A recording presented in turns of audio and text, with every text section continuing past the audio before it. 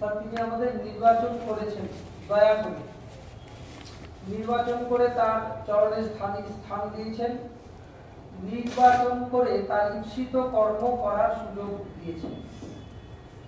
ঠাকুর বললেন যে কর্মরাই চিন্তা সৎ, পাথর পেছন নরক পথ।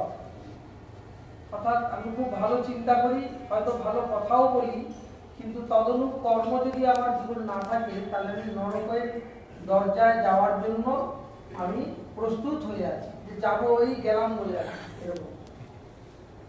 তাহলে সেই কর্মটা কি? কর্মটা হচ্ছে আমাদের ব্যক্তি জীবনের কর্ম, দাম্পত্য জীবন, সামাজিক জীবনের কর্ম, এবং সব কর্মই চালিত হবে পরম প্রেমময় শ্রী শ্রী ঠাকুরের ইচ্ছা অনুযায়ী। একটা ধ্যানস্থ ভাব সবসময়, ঠাকুর বলছেন ভাবমুখী থাকতে চেষ্টা করো, দেখবে পতিত হবে না। আমরা পতিত হই মানে দেহে পতিত হই, মনে পতিত হই। শরীর খারাপ হলো তার মানে দেহ পতিত হলো, মন খারাপ হয়ে গেল, অবসাদগ্রস্ত হলো, মানে মনটা পতিত হয়ে গেল। পতিত মানে কি?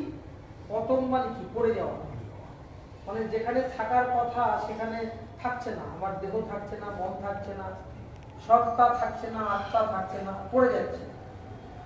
এই পড়ে যাওয়াটাকে যদি রুখতে হয় তাহলে কি ভাবমুখী থাকতে হয়। সেই ভাবমুখীটা কি ভাব? সেই ভাবটা হচ্ছে যে তিনি কিসে খুশি হবেন, এটা সবসময় আমার মাথার ধান্দা। তিনি কষ্ট পেলেন না তো, আমি হয়তো একদিনকে রূঢ় কথা বললাম, সে হয়তো আমার কেউই না, দৈনন্দিন জীবনে তার সাথে আমার দেখা সাক্ষাৎ হয় না, ট্রেনে হয়তো ছোট্ট কোনো কারণে তার সাথে কিছু কথা আদান প্রদান হলো, আমি তাকে একটু রূঢ় ভাষা বললাম, তার মানে এটা ঠিক যে আমি সেই সময়টা অন্তত ভাবমুখী ছিলাম না। ভাবমুখী ছিলাম না মানে এই যে অন্তত তখন ভাবিনি যে আমি যে রূঢ় ভাষাটি বললাম একজন অপ্রিয় মানুষ, একজন অজানা মানুষকে, এই যে ঠাকুর কষ্ট পেলেন না তো, এরকমটা, এই ভাবনাটা আমার মাথায় আসেনি। মানে আমি ভাবমুখী ওই সময়টা ছিলাম না। কেন ছিলাম না? থাকতে পারিনি তাই না, থাকতে পারিনি তাই তা নয়, থাকতে ইচ্ছা করেনি তাই। ঠাকুরকে নিয়ে যদি থাকতে ইচ্ছা করে তাহলে তো অনেক নিয়মের মধ্যে থাকতে হয়, যদিও নিয়মের মধ্যে থাকাটাই জীবন।